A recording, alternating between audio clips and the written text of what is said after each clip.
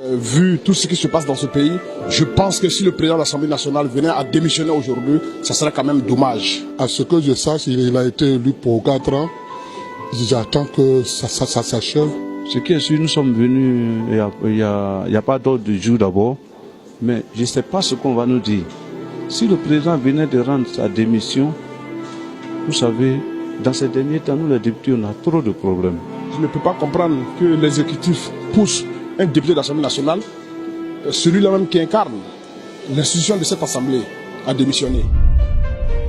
Non, maintenant parce que le président Ouattara l'a voulu, avec insistance. 5 janvier, le président m'a reçu à sa demande et a souhaité que je milite au sein du RHDP. J'ai même expliqué au président que j'ai suivi un homme qui s'appelle Alassane Ouattara pour 3 raisons. La première, c'est parce que l'émotion de l'ivoirité, l'homme de gauche que je suis, n'a jamais admis qu'on ségrègue ou qu'on discrimine les citoyens. La deuxième raison, c'est qu'il a vécu aux États-Unis depuis l'âge de 20 ans, comme il dit. Donc pour moi, il ne pouvait qu'être imprégné, imbibé des valeurs de la démocratie et des libertés. La troisième raison, c'est que c'est un technocrate. Il a fait un PhD en économie. Donc pour moi, il avait un bon CV, le bon CV pour le faire. Monsieur le Président de l'Assemblée nationale. Il m'a dit, alors le congrès était très important et que si je ne me rendais pas au congrès, il serait contraint de me demander de rendre ma démission. Ce que j'ai acquiescé, sans hésitation d'ailleurs. Le 24 janvier, à nouveau le président me convoque. Il me demande à savoir si j'avais changé d'idée.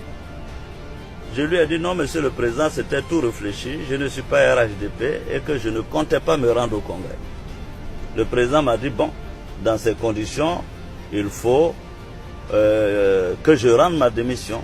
Je lui ai dit d'accord. Il ne restait que nous puissions nous mettre d'accord sur une date de démission. Après le congrès, le 27, je peux vous dire que le président m'a appelé en colère en me disant que j'avais fait une démission orale et que par conséquent, il m'enverrait des émissaires. Et ces émissaires sont arrivés chez moi, je dis bien, le 28 janvier à 17h30, qui m'ont envoyé une note et m'ont demandé de signer ma démission.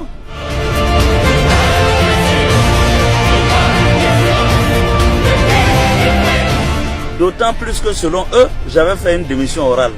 Je leur ai dit, mais si j'ai fait une démission orale, je ne suis plus votre interlocuteur. On ne peut pas démissionner pour le même poste 2 fois. Je leur ai dit que j'allais appeler le président. Par la suite, j'ai envoyé un courrier au président pour lui dire que je voulais qu'on préserve la dignité de l'institution parlementaire et que si je devais démissionner, je voulais que ça se fasse conformément à la Constitution, c'est-à-dire la convocation de l'actuelle session extraordinaire. Je vous informe, je vais là pour rendre ma démission. On aurait pu attendre l'ouverture de la session ordinaire de l'Assemblée le 1er avril pour que je rende ma démission. Rien ne pressait. Après tout ce que je viens de vous dire, si ce n'est pas de harcèlement, on peut parler d'insistance. Et c'est dommage, c'est triste pour notre démocratie.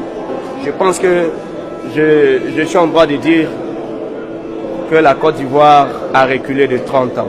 La démocratie a reculé.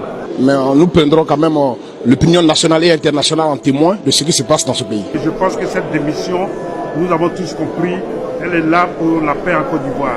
J'ai le sentiment que nous sommes dans un état de non-droit.